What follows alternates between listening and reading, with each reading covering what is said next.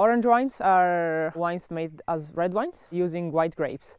We produce our wine taking the grapes, we hand pick them, then we destamp them, so we don't use any stamps, and we put it in big oak barrels where we do the maceration, so we leave the skins together with the liquid part. It depends on the line. We have one with a short skin contact, which is 10 days, and the other line with a longer skin contact of 3 months. One line is to be easy drinking and maybe more approachable also from people that don't drink usually orange wine. The other, it's maybe for someone that has already drunk some orange wines, and so they're a little bit more complex. So orange wines are becoming very popular these days, and the most important thing for us is that people are also becoming more informed about this kind of wines. So we started in '97 selling this kind of wines, and so we have a little bit of experience. And in the first years it was very, very difficult to make people understand what we are doing. During the years, especially I think from 2015-16, this world really exploded, and we had like a lot of more people coming by, and also people were coming here because we are here. For example, Gravner is here, Dario Princic, and other producers.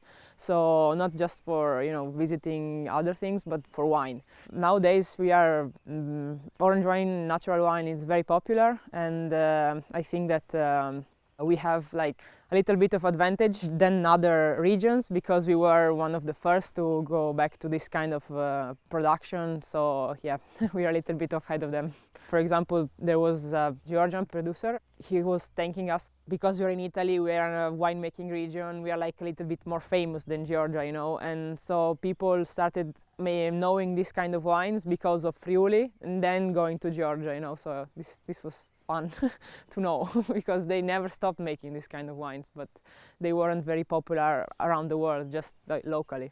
This family estate and this piece of land we are in now, it's part of our family property since 18th century. My great-grandfather used to produce wine just for the house, and after my grandfather produced some bulk wine for the local restaurants, and so my father was the first to actually bottle the wine in 1980. So with the vintage 1979. So he was producing white wine at the beginning, red wine obviously also. But in 95 we had the first change, so he started thinking about his childhood memories. So he decided in 95 to make a first batch of half production of Ribolla made skin contact. He liked the wine straight away, and so he decided then to do only skin contact wines. So we have 8 varieties, 5 whites and 3 reds. Our main grape is the Ribolla, and we are trying to be ambassadors of Ribolla, and we want to spread the worldwide. So the other local grape of the whites is the Tokai Friulano, and we have 3 internationals, which are Chardonnay, Sauvignon, and Pinot Gris. Which kind of we feel like they're almost local because they've been here since 80s, 90s. So yeah, we feel that they're kind of ours.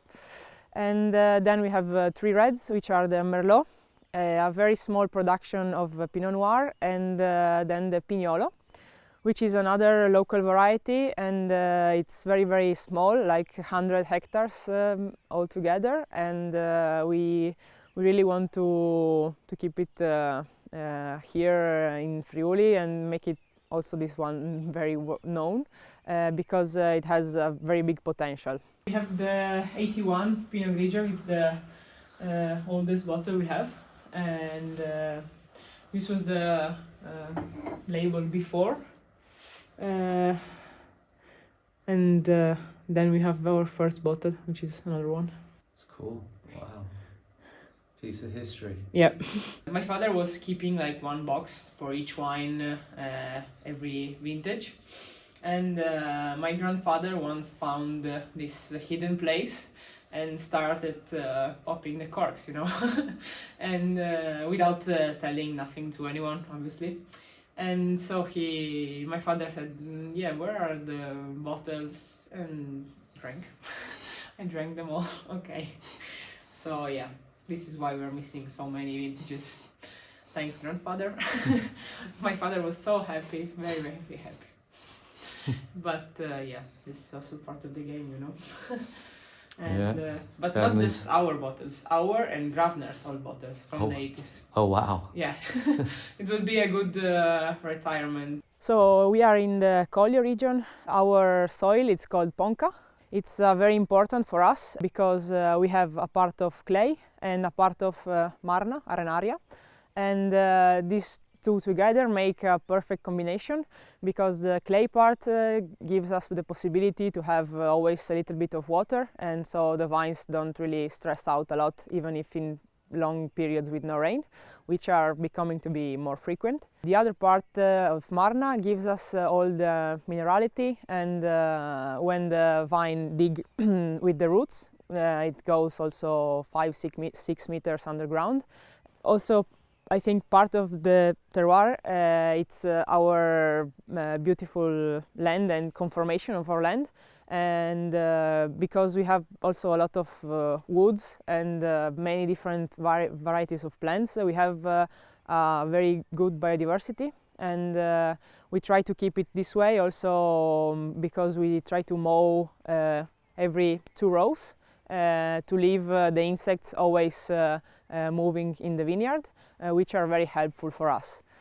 Another thing I have to point out is that our neighbors are also very respectful for the biodiversity and the terroir in general, because they all work in a respectful way to nature. And this is very important because we share with them water and air. We try to be the most respectful possible to the plants because we try to keep the vineyards for many, many years. And for example, we have also vineyards from the 50s and 60s which are still producing very well. And so you don't have an expiration date on the vineyards.